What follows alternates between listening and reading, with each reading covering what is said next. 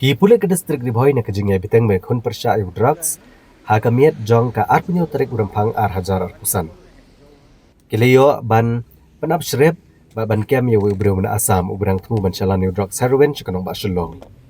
Yang nu brew bala kem no di Pulit ke distrik di Bhoi helor kejing kena odon keti ban shalan yu drugs heroin.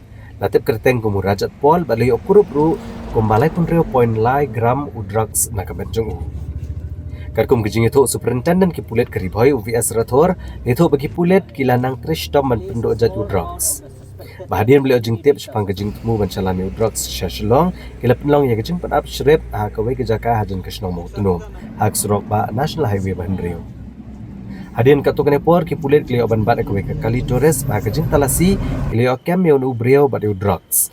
Bat lapan ngadi u hapo ke kendon an NDPSA ke kendai sepasa prapusan.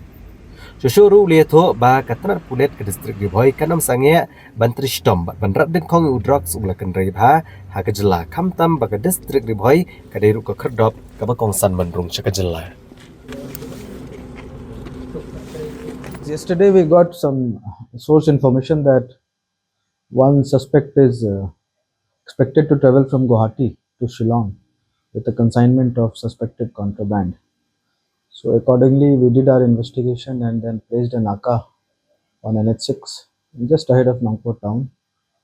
And we found this suspect traveling in a tourist taxi.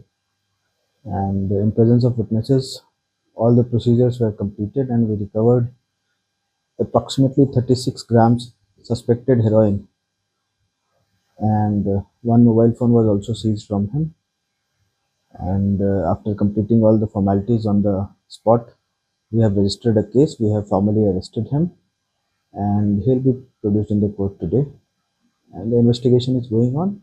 Some more arrests are likely in within next few days.